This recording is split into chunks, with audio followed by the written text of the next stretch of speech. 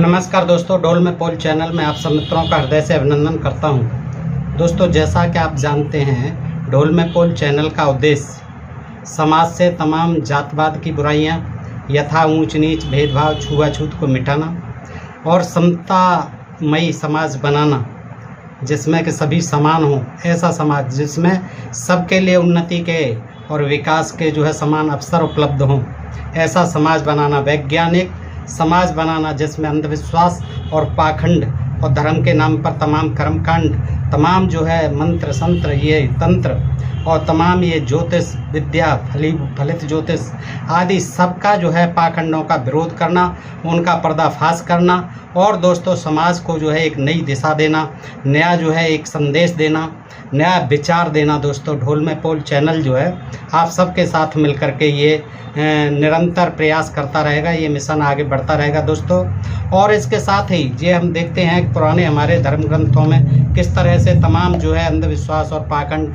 झूठी काल्पनिक कहानियाँ लिख मारी हैं। तमाम देवी देवताओं को उल्टे सीधे वर्णन मिलते हैं दोस्तों। उससे हमें ये ज्ञान होता है कि प्राचीन काल में हमारे यहाँ कितना अज्ञानता थी, कितना अज्ञान, विज्ञान का तो कहीं नामो निशान ही नहीं था दूर दूर तक, लेकिन उसको ही ये लोग, अज्ञान को ही विज्ञान कहते थे दोस्तों। तो ये पढ़ने से ज्ञात होता है। तो हम चाहते हैं कि आप लोग इन सब चीज़ों को जानो और पुराना जो ज्ञान बताया जाता है उससे बाहर निकलो, क्योंकि उसमें महज अंधविश्वास और पाखंड के अलावा और कुछ नहीं है दोस्तों।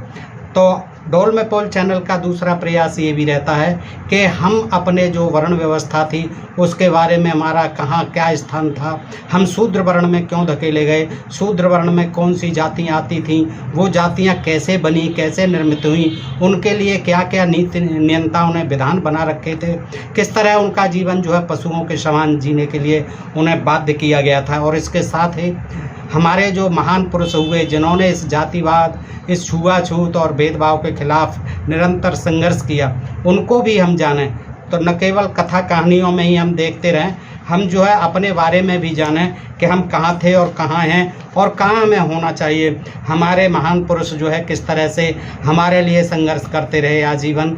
तो आज हम उनकी शिक्षाओं को कितना समझ रहे हैं, कितना जानते हैं और कितना मानते हैं दोस्तों। तो आज इसी क्रम में, जैसा कि तमाम मित्र चाहते भी थे, कह रहे थे कि ज्योतिबा फुले जी और लोकमान्य बाल गंगाधर तिलक, इनके बीच में बड़ा संघर्ष रहा, बड़ा विरोध रहा, बड़ी खींचातान रही और ये दोनों एक दूसरे के धुर विरोधी थे दोस्तों।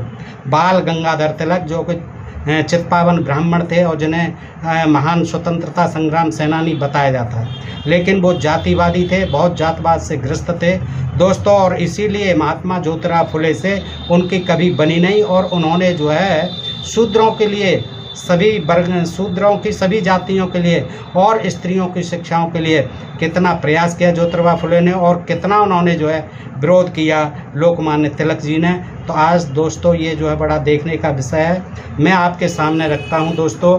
मेरी ये रिसर्च पेपर हैं कुछ, उनसे मैं आपके सामने रखता हूँ कि जिन्हें लोकमान्य तिलक कहा जाता है, बाल गंगाधर तिलक जी को महात्मा ज्योतिराव फुले एवं साहू जी महाराज का संघर्ष और महात्मा कहे जाने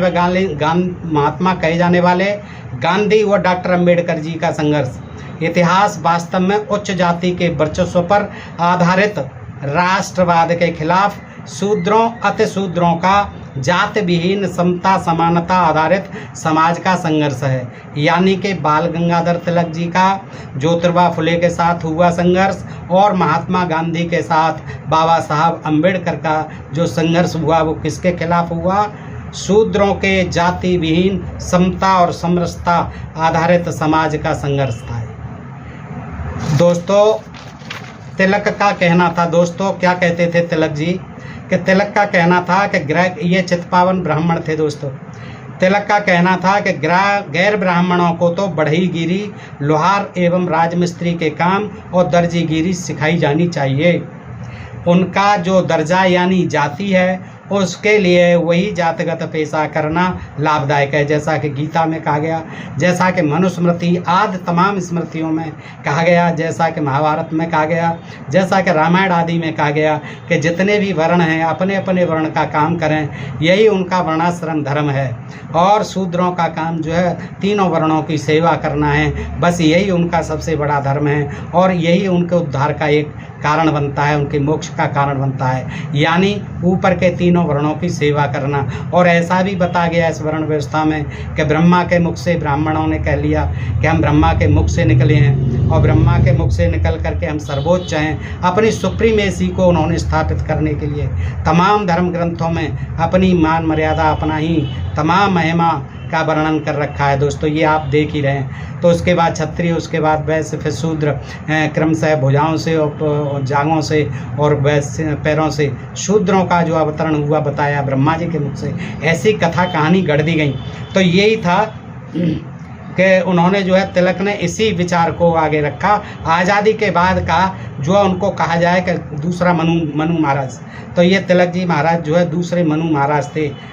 तो दोस्तों इन्होंने अपने सिस्टम को क्या कहा कि जिस जाति का जो काम है वही जाति को करना चाहिए, वही करने में उसी की भलाई है, उसी में उसका उद्धार है। और तिलक ने अपने विचार को क्या कहा था? तार्किक सिस्टम का था। ये हमारा तार्किक सिस्टम है। साल 1881 में जब पूना सार्वजनिक सभा ने 1881 में जब 200 लोगों की आबादी वाले हर गांव में एक स्कूल खोलने की मांग सरकार से की, तो तिलक ने इसका प्रबल विरोध किया था। दोस्तों आगे देखते हैं, देखिए क्या होता है। पूरी जीवनी उनकी दोनों की बातें हम आपको बताने का प्रयास करते हैं दोस्तों, कि जिन्हें अब ये इनका ज्योतिबा फुले जी का जन्म देख लें दोस्तों, और इनका चित्पावन ब्राह्मण बाल गंगाधर तिलक जी का जन्म, ज्योतिबा फुले का जन्म 11 अप्रैल 1827 को हुआ था, मृत्यु 28 नवंबर 1890 को हुई। और ये तिलक जी का जन्म 23 जुलाई 1865 को हुआ और मृत्यु 1 अगस्त 1920 को हुई। अच्छा, इनके बीच में कुछ बिंदु थे, विवाद के बिंदु थे, वो जो है मैं आपको बताने का प्रयास करता हूं। तो पहला बिंदु था जातिवाद का खात्मा। जातिवाद को लेकर के इन दोनों में बड़ा विवाद था, ज्योतिबा फुले और बाल गंगाधर तिलक जी में। देखिए कैसे कि बाल गंगाधर तिलक चित्पावन ब्राह्मण होने के कारण कट्टर जातिवादी थे। उनका मानना था कि हमारे भारतीय समाज की बुनियाद यानी नींव जातवाद पर ही टिकी है, जातवाद पर ही आधारित है, यानी हमारे समाज की जो नींव है वो जातवाद है।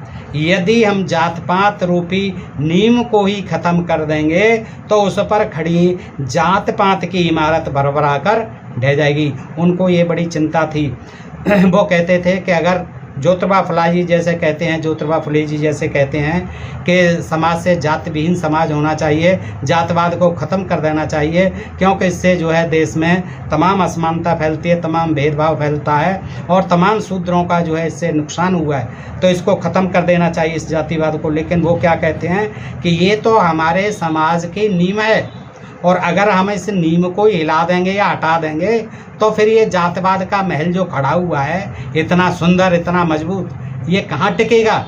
ये क्योंकि इसकी बुनियाद तो यही है जातिवाद। उस पर खड़ी जात पात की इमारत भरभरा कर ढह जाएगी और इसके कारण राष्ट्र व राष्ट्रीयता भी बिखर जाएगी।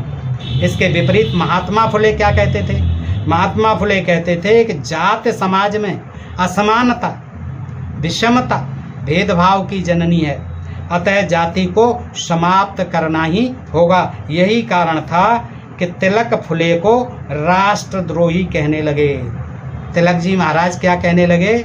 जिनको हम लोकमान्य कहते हैं वो महाराज क्या कहने लगे? तिलक जी फुले महाराज को राष्ट्रद्रोही कहने लगे। देखिए कितना जो है, आप सोच सकते हैं कि कितना आज़ाद भारत के जिनको के महान स्वतंत्रता संग्राम सेनानी और लोकमान्य कहा जाता है, लेकिन उनके अंदर जातवाद की कितनी आग भरी हुई थी कि वो ज्योतिबा फुले को राष्ट्रद्रोही कहने लगे।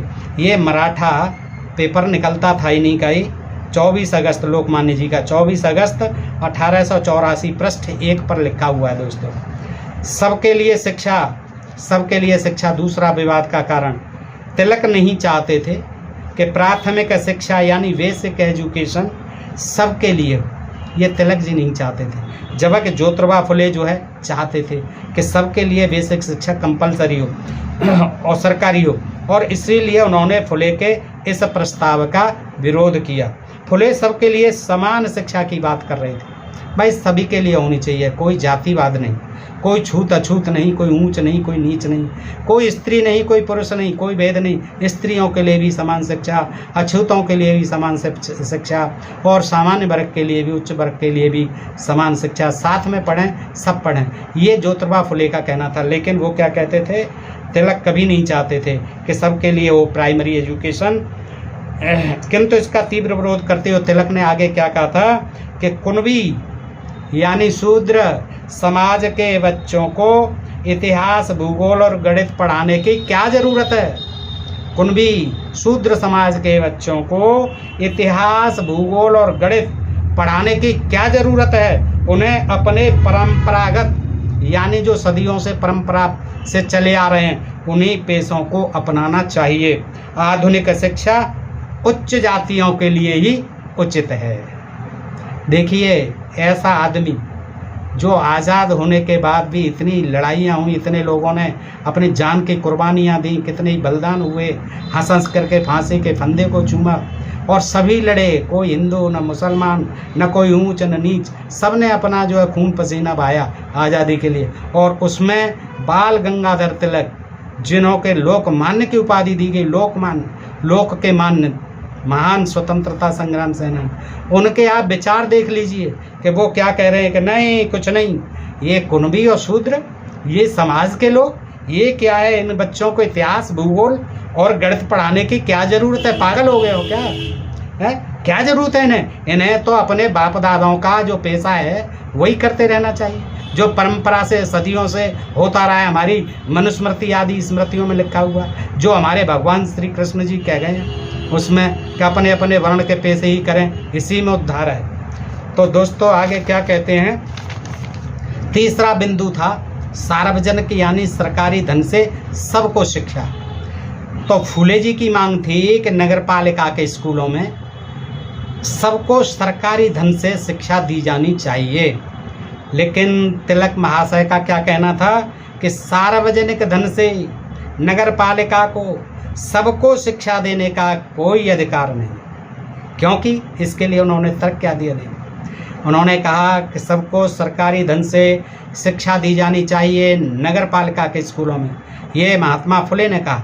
लेकिन महाराज तिलक जी क्या कहते हैं, उनका कहना था कि नहीं, सार्वजनिक धन से नगर पालिका को सबको शिक्षा देने का कोई अधिकार नहीं है, क्योंकि यह धन जो नगर पालिका को मिल रहा है ये सरकारी धन है। और सरकारी धन कहाँ से आता है, ये धन करदाताओं का है, जो उच्च जातियों के लोग देते हैं। शूद्र और अतिशूद्र कर नहीं देते हैं, ये कोई टैक्स नहीं देते हैं, इसलिए उनको कोई सरकारी स्कूल में शिक्षा देने की कतई आवश्यकता नहीं है।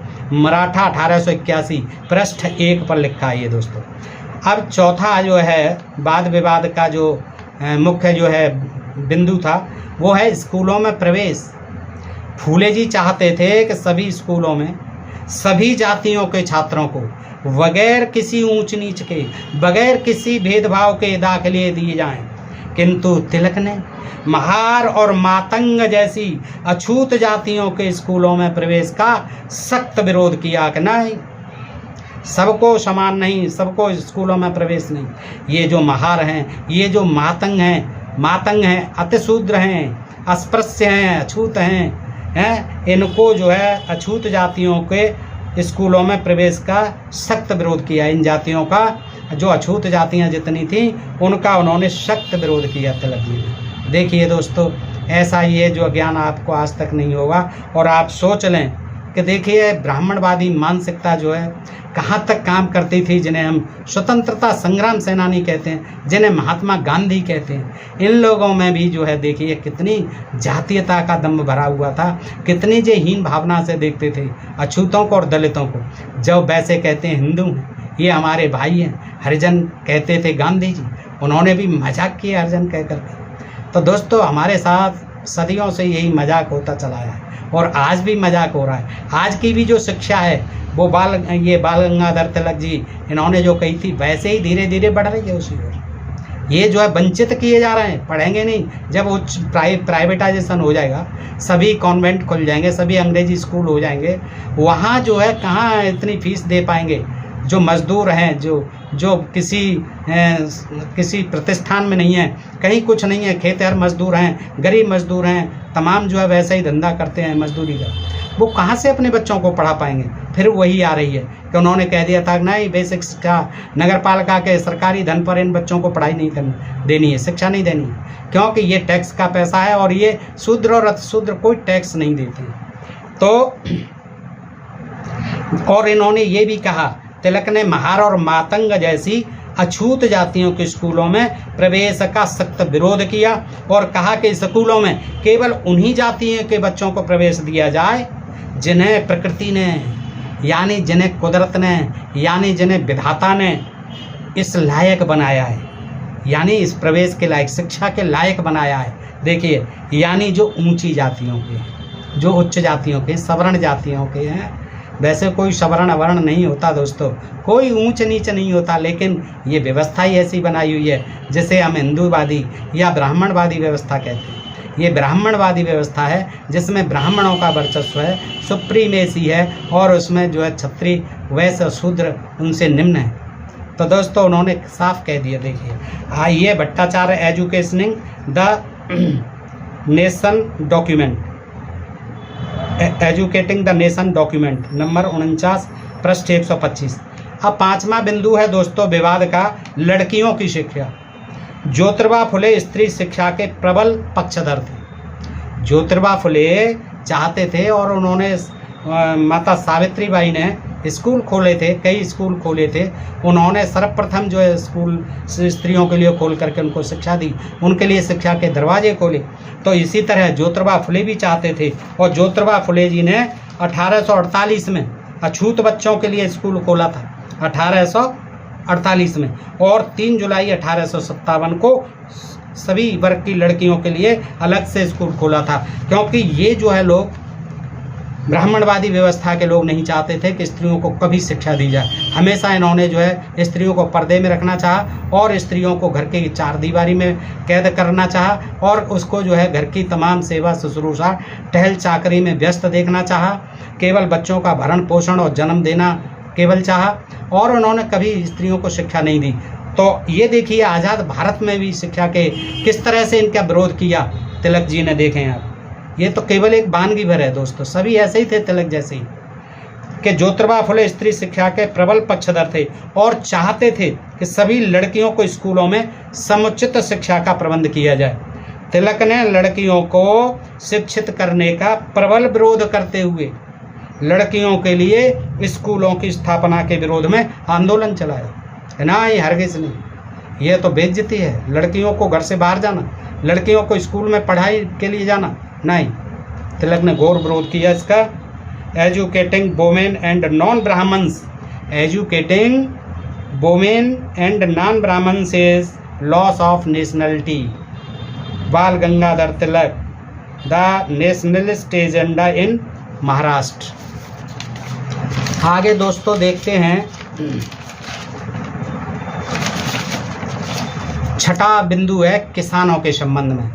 फुले जी के तमाम प्रस्तावों और निरंतर संघर्ष के पश्चात ब्रिटिश सरकार ने किसानों को थोड़ी राहत देने के लिए सूदखोरों के ब्याज और जमींदारों के लगान में थोड़ी कटौती कर दी। तो तिलक ने इसका तीखा विरोध किया, यानी जब फुले जी ने तमाम प्रस्ताव दिए, निरंतर संघर्ष किए, तो उसमें फिर ब्रिटिश सरकार ने क्या किया, किसानों को जो सूदखोरों की ब्याज थी उसमें थोड़ी राहत दी, और जमींदार जो लगान देते थे उसमें थोड़ी राहत दी। तो क्या किया, तिलक ने इसका तीखा विरोध किया।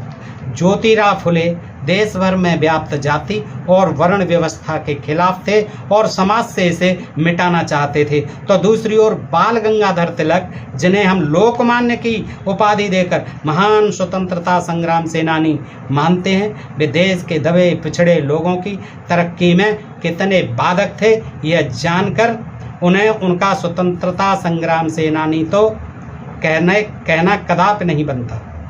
यह बात अलग है कि चंद जातवादी ब्राह्मणों की नज़र में वे लोकमान्य हुआ महान स्वतंत्रता संग्राम सेनानी हैं। ज्योतिराव फुले जहां शूद्र वर्ण के सदियों से दबे पिछड़ों के लिए समान शिक्षा, रहन सहन, तमाम सुविधाओं की मांग करते थे, स्त्रियों की शिक्षा के लिए पुरजोर आंदोलन कर रहे थे, वहीं तिलक जो कि एक चित्त पावन ब्राह्मण होने के कारण जातवादी ब्राह्मणवादी मानसिकता से ग्रस्त थे, शूद्रों को, स्त्रियों को शिक्षा और किसानों को किसी प्रकार की रियायतें देने के घोर विरोधी थे। दोस्तों, ये मैंने जो है आपके सामने रखा। दोस्तों, आप बताइए कैसा लगा ये प्रसंग जो है, ये जानकारी आपको कैसी लगी, अच्छी लगी हो तो मित्रों को भी बताएं, अधिकाधिक शेयर करें, ताकि उन लोगों को भी ज्ञात हो सके कि हम शूद्रों के साथ जो है न केवल पुराने समय में बल्कि आज़ादी के समय में भी हमारे महान पुरुषों को, ज्योतिबा फुले, बाबा साहब अम्बेडकर को कितना संघर्ष करना पड़ा हमारे लिए। तो दोस्तों, ये देख सकते हैं। और ये जो है चित्पावन ब्राह्मण तिलक जैसे लोग नेता जो है उस समय थे, और आज भी ऐसे नेता हैं जो हमारी इन शिक्षा का, हमारे तमाम विकास का, तमाम हमारी उन्नति के रास्तों के अवरोधक हैं, ये रोड़ा लगाते रहते हैं। दोस्तों, ये सोचने की बात है, और हमारा उद्देश्य ढोल में पोल चैनल के माध्यम से आपको ये सारी जानकारियाँ देना हमारा आशय है और हमारा उद्देश्य है दोस्तों, ताकि हमारे समाज का विकास हो और हमारा ये शूद्र वर्ण जो कि सदियों से पिछड़ा रहा, ये भी मुख्य धारा में आ सके, मुख्य राष्ट्र धारा में बह सके दोस्तों, और आगे बढ़ सके, ताकि हमारा देश जो है उन्नतशील और विकसित देश हो दोस्तों, वैज्ञानिक देश हो, सुखद देश हो, जिसमें सभी को समान अवसर हों। तो दोस्तों, आज के लिए इतना ही। सुनने के लिए आप सब मित्रों का हृदय से आभार, नमस्कार दोस्तों। साथ ही आपसे एक अनुरोध कि अपने प्रिय चैनल ढोल में पोल को सब्सक्राइब करते रहें और हमारा मनोबल बढ़ाते रहें। नमस्कार, जय हिंद, जय भारत।